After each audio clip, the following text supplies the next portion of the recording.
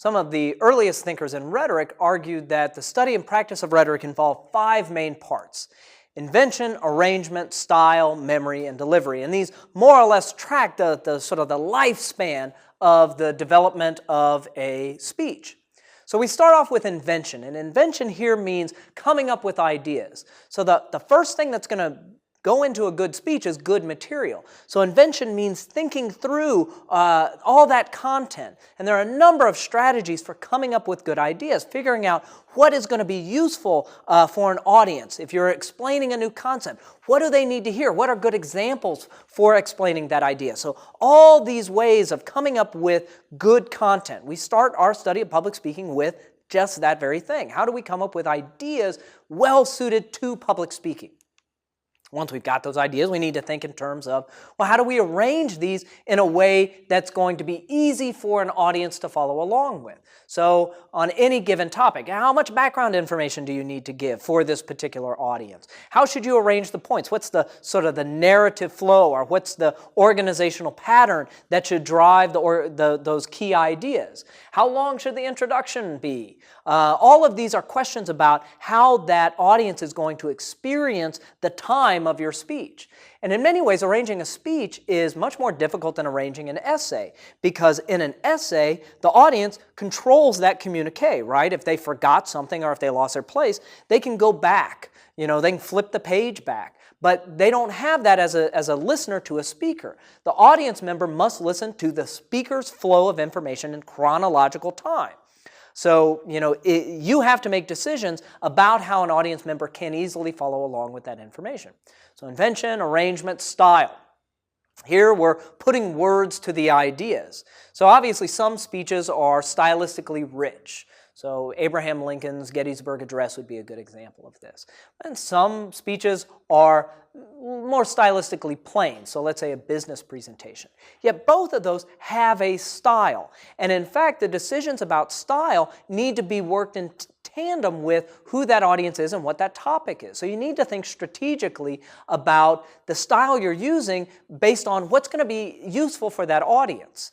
Right? If it's too complex, without a doubt, everybody here listening to this has probably been in a presentation where the speaker had so much jargon it was impossible to follow along with. That's a stylistic choice, and often it's a bad stylistic choice to put in too much jargon in a presentation.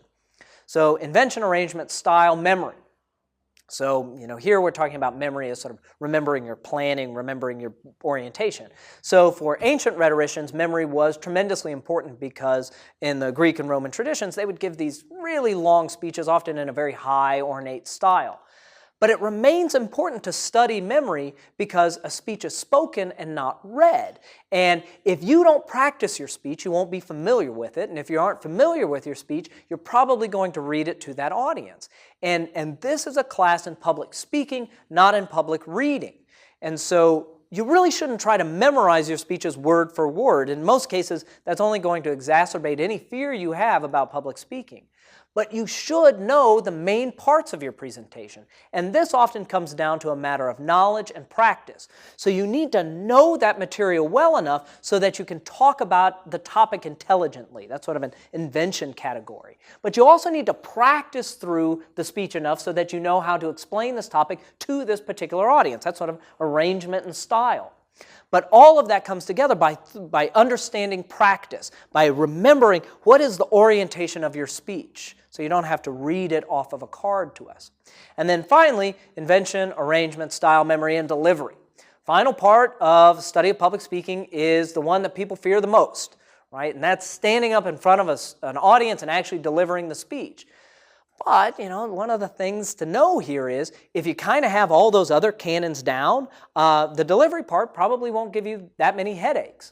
If you've got excellent ideas arranged clearly, spoken in an exciting and accessible style, and you know the content deeply, well, delivery is going to be less of a concern.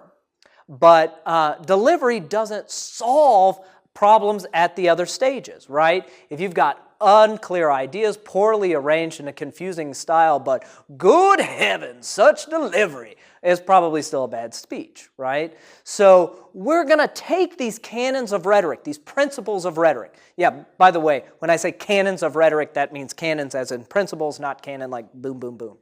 So we'll take these canons of rhetoric as guides for composing speeches that are good, creating speeches that are good. And because they're good, they can be delivered well. These very much work together. More to the point, these canons of rhetoric help organize our time.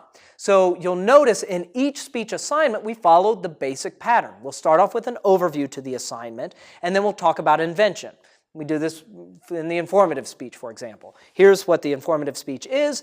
Here's some invention guides for informative speaking, how to figure out what you're going to organize the talk around, the evidence, the examples, the ideas in that talk. Then we'll move on and talk about arrangement for that particular type of speech.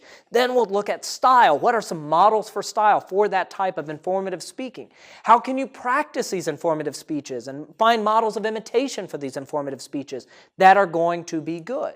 And then, of course, for each speech assignment, we'll end by talking about the delivery concerns for that particular speech. So not only are we sort of moving from simple to advanced in terms of impromptu, informative, and persuasive speeches, but we're within each one, we're doing invention, arrangement, style, memory, and delivery, invention, arrangement, style, memory, delivery, and so on.